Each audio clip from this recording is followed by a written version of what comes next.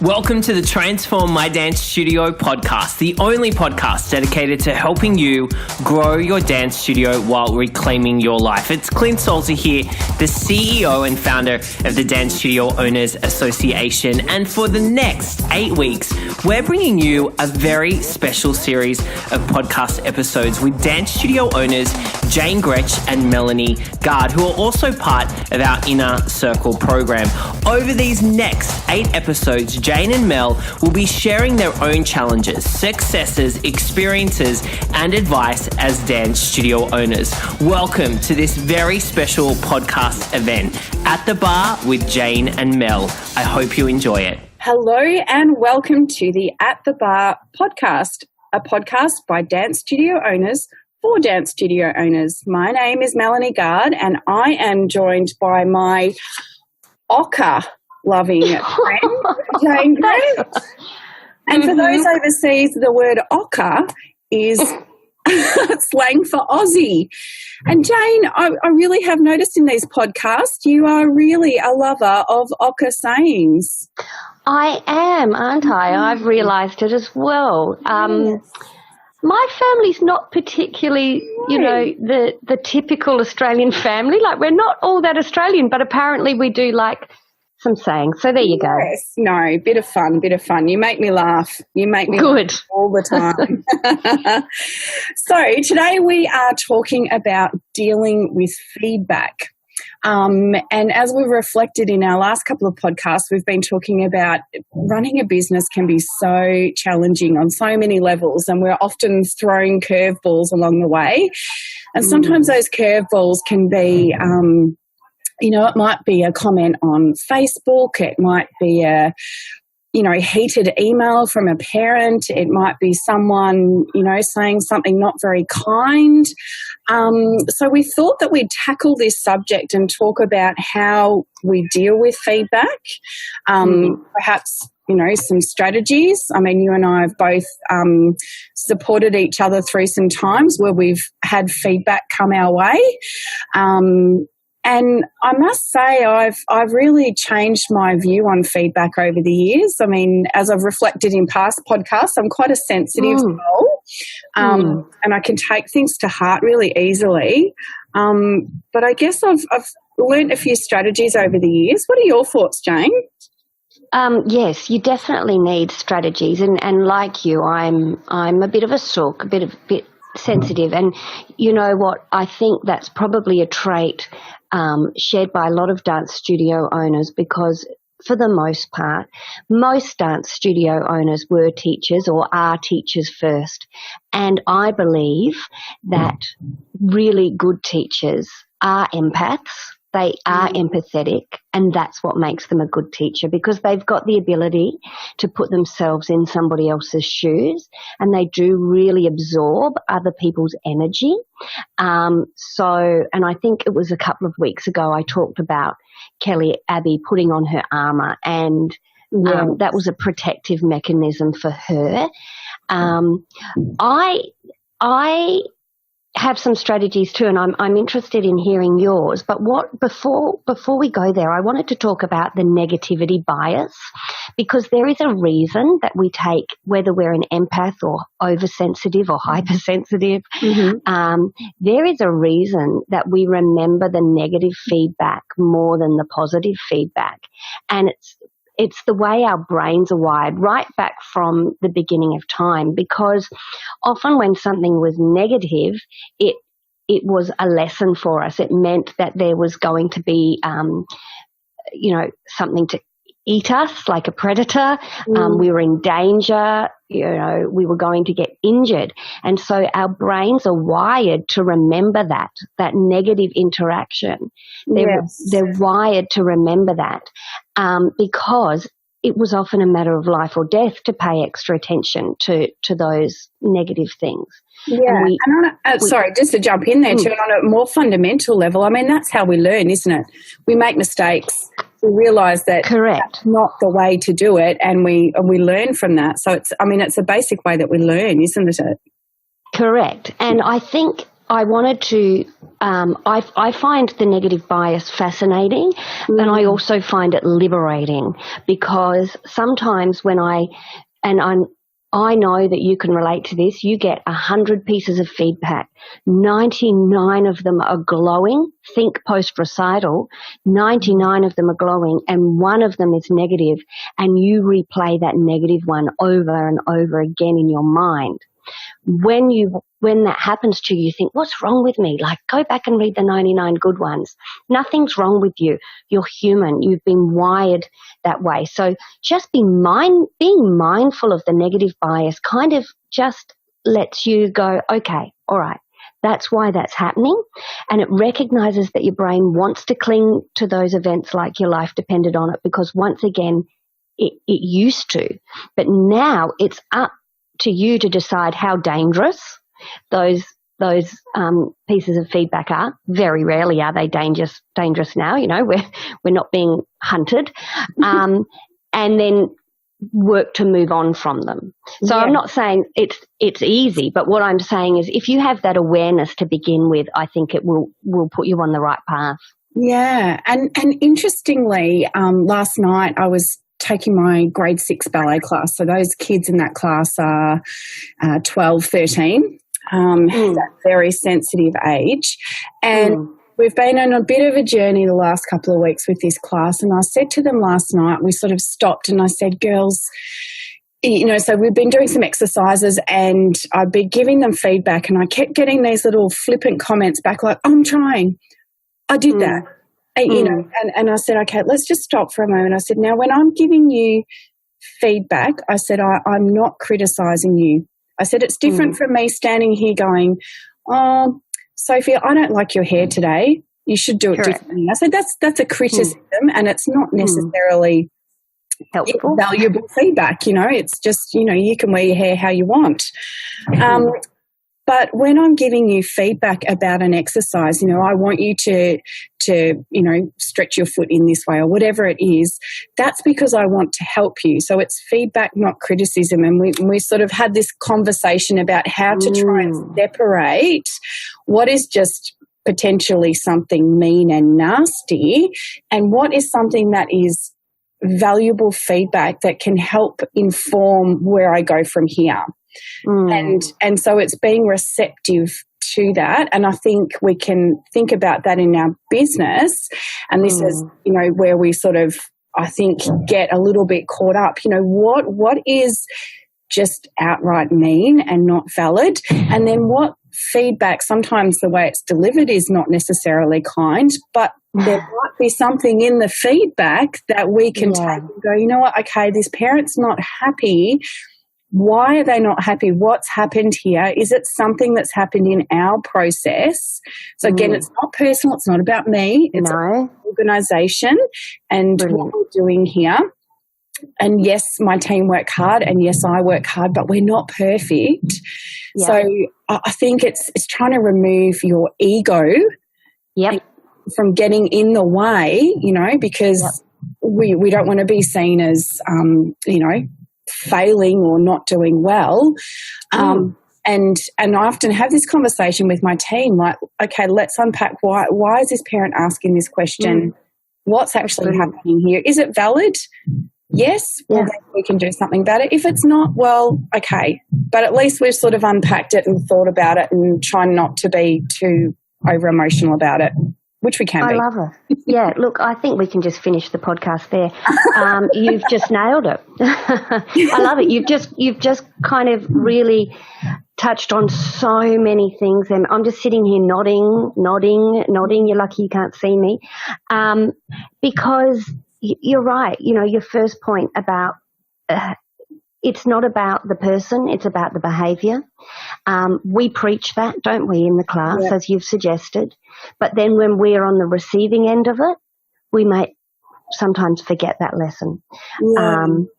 And, you know, we're talking about feedback in general here. So we're getting feedback from families. We might be getting feedback from teachers. We're giving feedback to students. We're giving feedback to teachers. There's loops going around everywhere. And so it's just being mindful of all of those, and particularly when I'm giving feedback to my teachers. If there is something that they're doing that doesn't sit well with me, then again, making it about the behaviour and not the person, and sometimes just calling it like that. I've got much better at giving feedback, and I'm very open about saying this is not about you as a person, just as you explained there with your students. I actually like you very much, but I don't like it when you're late for work. Yeah. And then this is why. I like you very much. I love having you on my team. You bring a lot of positive energy to us, but I don't like it when you're late for work, because it reflects very badly on our organisation, and I won't go into the rest of it. You know why that's bad. So, yeah, so much that you've said. And there was something else that you said at the end that I was like, oh, yes, what was that? That was great. Was it about my point about the ego? So removing your ego. And this is, I keep saying I have epiphanies, but I do. I'll have this, experience, and I'll feel terrible. Like last year I got an anonymous letter from a parent. And it absolutely gutted me. I mean, it was, this person had taken the time to write 2 full typed pages. It was just awful. I've never felt so low. And I went through a bit of a process, and you absolutely helped me through that too. Did I? Yeah, of course you did. You always do. Good. You probably can't remember it. See, it doesn't seem it now, does it? But what I sort of, when I was working through that emotion, I realised that I place so much value on getting all of this positive feedback, and I get lots of positive feedback. Our studio is a really positive, happy place. I have got that many glowing 5-star reviews, which is wonderful. But I realised that I placed too much importance on that. And it's not to say that's not important, and that's, lovely to have those 5-star reviews. But when I got this anonymous letter, I crashed big time. Yeah. And what I realised was that I was placing so much importance on the positive feedback that when the negative came in, my ego was just crushed. And I thought, what am I doing here? So if I remove my own personal ego from the situation, and I stay true to the values of my school, and know that I can lay my head on the pillow every night, knowing that I've made decisions based on the value that we provide, that I've stuck to my guns. Sometimes it's hard because we have to make hard decisions. But if I can put my head on the pillow at night and go, I've done the best I can to stick to what I believe, that's integrity to me. Absolutely. Yeah. And look, just taking, I don't know, it's hard. Yeah. No, that last point you made about making decisions, there are a lot of times when you make a decision that someone is going to feel like they're the losing party. It might be around timetable. I love that. You spend 3 months trying to get your head around doing the timetabling. Every dance studio owner can relate to how hard that job is, and you put your heart and mind and soul into it to make it work for a lot of moving parts. And that when you release it, someone's going to be unhappy and give what can be perceived as negative feedback. I did a post on my Facebook page a couple of years ago that I released my timetable, and then I posted a photo of me hiding under my desk, and it was very tongue-in-cheek, but that's how I feel sometimes when I release that kind of stuff, because I think, all right, wait, and I say to my team, all right, release the timetable and wait. And now we wait. Yeah, 3, 2, 1. I'm very disappointed that Junior Jazz is no longer on a Monday. Look, some feedback we can learn from, some is not about us, as you say. They have a right to be disappointed that Junior Jazz is not on Monday. It's not something we can change, but they have a right to express their opinion. And you know, it's funny you mentioned that letter, and I coached you through it, and I don't remember that. So it's like we've just got to kind of keep on going. We've got to keep on going, and don't let a bad piece of feedback ruin your whole day. Give it 20 minutes, right? But don't give it the power. Don't let a bad day ruin your whole week. All right? Yeah. It's just a bad day, or it's just a bad piece of feedback. My team are passionate like yours. They can get their knickers in a knot. There you go. I put one in for you. They can get their knickers in a knot and get a bit worked up. And I go, okay, hold on. This is costing me too much time and money now. I've got 3 really great people standing around being upset, and it's costing me $100. So go and make a cup of tea, have a deep breath, walk around the block, do what you need to do, but don't give this the power it doesn't deserve. Keep it in perspective. Yeah.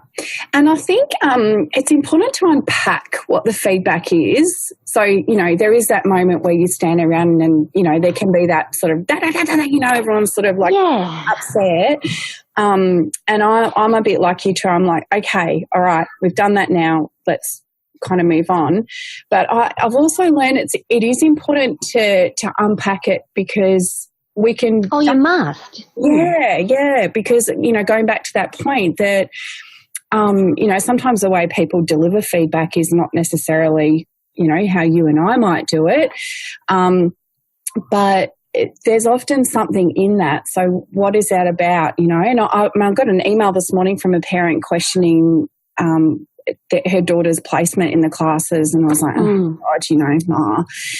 So I sent her an email back and provided her with a description, and I thanked her for her question, and I hit send, and she hit send straight back saying, oh, thanks so much, that's great, you know, happy days. Off she went. She was happy. I could have mulled over it for, you know, and got upset about it, and but she was just a parent that genuinely had a question. Correct. You know. So if we respond with kindness and you know, thank them for their feedback, and often it kind of dispels what's happening there, you know. Whereas if we go back with anger, it just makes it worse. Correct. And a lot of the time, sometimes I think we feel like people are picking fights, and they're not. If they're asking the question, perhaps we've failed in our communication in the first instance. If they truly don't understand something and they're the only one that is brave enough to ask, well, maybe that's a great opportunity for us to improve our systems and our processes in future, so that other people are not confused and not having to ask the question. And remember, a question is not negative feedback, but often I see dance studio owners, and I have done so as well, feel like it's an attack. And it's not. It's not an attack. Not everything's an argument. And as you've suggested, if we give the information they require, open to the communication, open to having a conversation, I think we'll find most of the time it can be resolved quite well. Then, of course, there are the times where it really is just downright plain nasty. What do we do then? Yeah, that's when I message you and send a poo emoji. Right. So there you are. Pop that in your show notes. Yeah. Send a poo emoji to your online BFF. It's very helpful advice, Mel. Yeah, no worries. That's fine. But it's also true. Like, it's, you know, having a support network around you of people that understand your position. And I think for you and I, our friendship is based on our mutual love of lots of things, but also to, you know, the buck stops with us, doesn't it? We are the head of an organisation. We have staff reporting to us. We are responsible for students. We have husbands. We have children, all of those things. And you know, for me, my friendship with you and some other DSOs are really, really important. I mean, they just, you know, you understand in a way that, you know, I've got good friends from other areas of my life, but they don't truly fully understand the position that we're in. And so I really, truly value that. I mean, you know how much I adore you, and it's for a range of reasons. Oh, keep going, Mel. This is great. This is a great podcast, by the way. Go. Yeah, you know, so I think it's important to make sure that you're not alone, you know, warrior trying to do everything without help around you. Yeah, and look, you know, I'm sitting here feeling very flattered, but also I love a good laugh, and if it is really downright nasty, then that feedback's generally not about you or anything you could have done. Yeah. That's a lot about where that person is in life, and we've all carrying our own baggage. We all have stuff going on, and I know that there are times that I've behaved in ways that I'm not proud of, and it's impacted somebody else, and that's actually been about what's happened to me before I got to that place. Yeah. I'd like to say that I'm growing in maturity each year, and I'm getting better at self-regulation. But there are still times when you might stomp in somewhere and say, "I've been waiting for such a time," or whatever it is. It is important just to kind of remember everybody's fighting their own battles. Easier said than done sometimes, I know, but worth mentioning. We're human. Yeah. And I was just thinking when you were talking about something that my beautiful dance teacher used to say when she would have a parent come in, and she was the master at this, you know, a parent would come in all hot-headed and she would just put her hands up and she would say, "I'm so sorry you feel that way." And it's just the best line to use in those moments where people are in the heat of the moment, you know, because it just because it makes it about that person. Going back to what you were saying, it's often about where that person's at in that moment. They're coming in, you know, they might have had a really bad day with their kids, and so they go off tap. It's not fair, but it's about the way that they're feeling, not about you. And I find that's a really good strategy. I've also had some good advice from someone who was a deputy principal. He's now my lecturer in a course that I'm doing, and he's got lots of stories. I love them because it's in an educational setting. The rest of my course participants probably aren't as interested as I am in his stories, but he was suggesting that, there were times when particularly he'd made decisions that parents weren't happy with. It might have been around suspending a child or something like that. He said there's not very often you can bring somebody who's currently in an irrational state down to a rational state. You just need to let sometimes a little bit of time pass, and that might just be saying, he said he used to have them on the phone and say, "Listen, I can hear that you're very upset. I can't flesh this out with you right now, but you deserve my full attention, and I want to talk to you about this. Can I make a time with you in a couple of hours when I've finished my classes, or tomorrow?" And he said it didn't often matter whether it was a couple of hours or whether it was the next day, but when he rang them back, things were a little diffused. He let them go a little bit, like you got to let them diffuse a little bit, but then came back and said, "All right, I apologize I had to make you wait, but I really couldn't give you the attention you clearly deserve, but I am here now and I'm here to help." And it also has bought you a little bit of time. Yeah. So you can do some investigating. You might have got enough information about a situation or a scenario. You've got a bit of time to get some information, but you've also cleared your own head, because when we're in that kind of fight or flight, our adrenaline's running, and perhaps both parties might say things they regret. Yeah, absolutely. I mean, that's if I do get something that's either a phone call or an email that if I responded in that moment, I'm not going to be at my best. No. No, and because you're an emotional being. Yeah. So, sometimes I will, have you done this where you bang out the email and say everything you want to save? Of course. And then save it and then sleep. Brian, and then Brian laughs at me because he's like, you're doing angry typing. So I have angry typing. And I'm like, yes, I am. And you should all be very pleased that it's inside my head or on my computer and not out loud. Yes. Because angry typing is not very pretty. But it's nice to let it out, It is, yes. On emails and Facebook, there's a little bit of keyboard warrior action happening. We're all a little bit feistier when we're hiding behind the keyboard.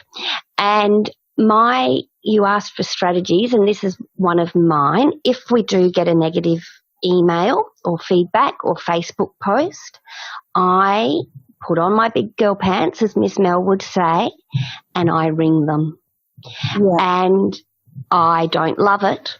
I don't love talking on the phone. I'd actually prefer to email.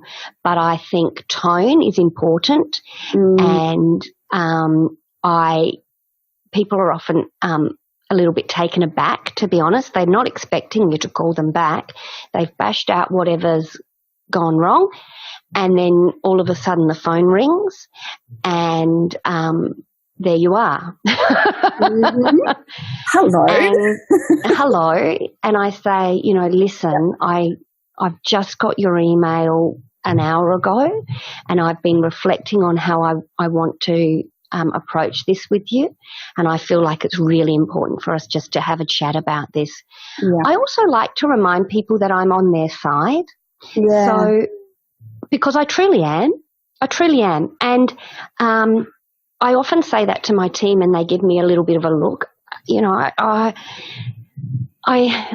I've had a very good upbringing in customer service in a call centre. Now, a call centre is a great place to learn customer service, and I was in an insurance company in claims, and part of my role sometimes was denying claims. And to be able to do that and have people not yell at you is quite an art. But a lot of the time it was like, but this is what I can do. Put your Disney hat on where they never say no. This is what I can't do this for you, but this is what I can do. And those kind of conversations are really helpful just to have in real time, live, and remind them it is important to me that your child is happy. Yeah. I'm on your side. All of a sudden, that one sentence diffuses things. I want this to, I might not be able to give you what you want, but I'm not against you. Yeah, right? Totally. Yeah. And it makes it human, doesn't it? Because it's not, email and Facebook, they're all functional and they're great ways of communicating, but it takes that human element out. And we forget that, people forget that, Jane is a human being, and that's right. She's doing her best to run her organisation. People forget those things, but when you pick up, and sometimes that is helpful just to remind them. And in that, you've just sparked a memory of not that long ago, a couple of weeks ago, and I did make one of these phone calls, and I was still quite upset. I probably rang them a little bit too early, and I ended up being a little bit teary and saying, this organisation is my life. The last thing I want to do is have you disappointed. This is an extension of my family. So know this, I am sorry, deeply sorry, that you are disappointed and that you've had this experience. But in no way at any time was that my intention. How much more powerful is that? And I'm not being manipulative, I'm being truthful. Yeah. Because when you get that feedback, it is a bit of a stab to the heart, because you have tried your very best. Yeah. And sometimes that's not been enough. And it's often, in this situation, was out of my hands. It was a miscommunication. Some of my teachers had not followed process, which I was not too pleased about, but again, they're human. The human element is important. Yeah. Something I heard this week, Oh, sorry. Did you want to? I was just going to say too, I often find when I call the parent, so I do what you do too, sometimes just pick up the phone. So the parent will have rung and spoken to my admin manager or my assistant principal, whoever it is, and gone nuts. And not nuts, that's maybe not fair, but said their piece. And then when I pick up the phone, it diffuses straight away because they've been annoyed at the decision or whatever the process has been. And then when I speak to them, they see that, I don't know, it's just different, isn't it? All of a sudden it takes away. It's about, look, that annoys me, to be honest. And I do reprimand. I do reprimand people if they yell at my team. I say, my team are important to me. And and I do let them know if they've upset my team. I say, look, I'm happy to talk to you about this, but I won't have you upset my team. So we need to make sure that this conversation stays fairly rational. And if it doesn't, then I am going to end the call. And that's my insurance training there. I won't have people swear at me. I won't have people swear at my team. The minute someone gets out of control, I will terminate the call. And I put that right at the beginning. If it's feisty. But look, it's very rare. It's very rare that it gets to that. But I get frustrated that people are sweet as pie once I get on the phone to it. It actually annoys I don't know what it annoys me. It just annoys me. I was just going to kind of head. I know we're probably coming up to time, but we need to wrap up. Rude. Right, you go. Quick. I'll speak quick, but I did want to share this because it's a lesson I learnt right at the beginning of the week listening to somebody else talk. And he was talking about criticism and feedback, and that fighter pilots, cool, right? I wish I was that cool. Fighter pilots invite criticism. That's what they're trained to do. So they get in the simulator or the plane or whatever, and their coach gives it to them straight off the bat, right? They're trained to take it like that because they learn quicker, right? Mm-hmm. Now, I'm a sook. I do need a bit of sugar coating. I do, but I liked that idea. And it's something I'm going to share with my students as well. I'm not going to come in and just go, bam, bam, bam, this is all the stuff you're doing wrong. That's not my style. But I think there's something that can be learnt about that story. They're asking for what they're doing wrong so they can improve it, so they can learn quicker, because they know that feedback and criticism is the path to improvement. Yeah. And that's often the way too, with any feedback that we get, is what can we learn from this? How can we be better from this? Sometimes there's nothing, but other times there's some great stuff, and it's a gift, isn't it? Yeah, and it's a gift. I'm really honest. Every time I've had something bad happen in, feedback, and at the time it's like, oh, that's not valid, and they shouldn't have said that, blah, blah, blah. With time and processing, I usually find something in it. It's happened for a reason. I can learn something from it and move on. What is the learning here? And it's a great question to ask yourself. Yeah. It's a great question to ask your team. And after we've done our blah, blah, blah, and then we've all calmed down and had our cup of tea, then we go, what can we do better? Yeah, totally. What a gift. Fantastic. Totally. Now, Jane, we are going to have to wrap up. We've talked. That's mean. I'm sorry. That's okay. We'll be back next week. Feel that way. All right. Well, it's just not fair, and I'm going to email you about it later. All right. Don't write a bad review on my Facebook page. Oh, speaking of reviews, people should definitely tell us that they're enjoying this series. This is number 7 out of 8, and I'm thinking it should go on from 8. But so if you are enjoying the podcast, I don't know, tell someone. Head over to, so Jane's tell us about your Facebook page, Jane. your dance studio page?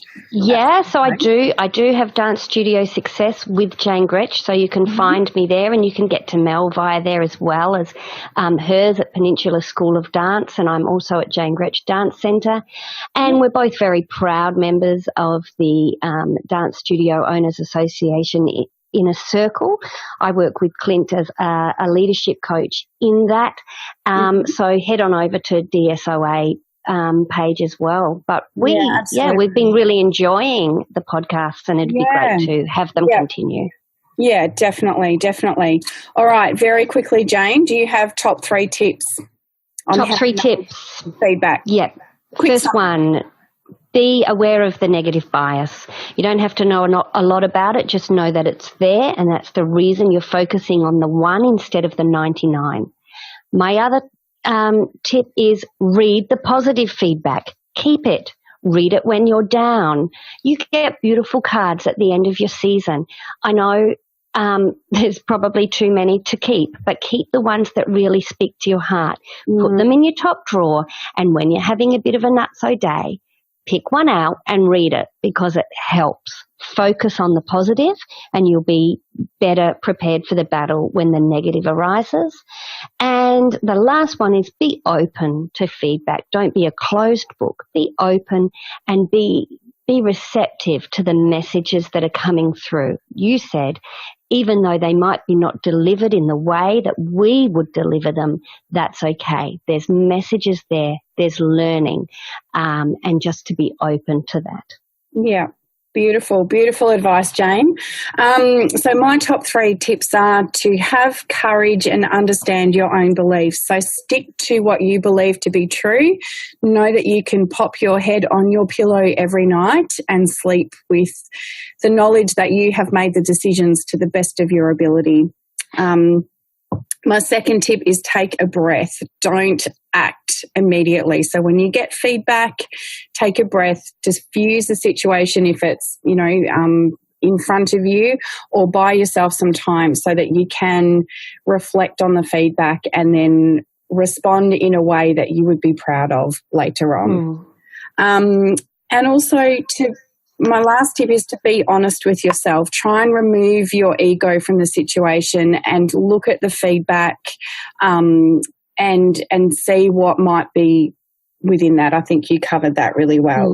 That it might not be delivered how you would deliver it, but there may still be something of value in there that you can learn from and improve your organisation.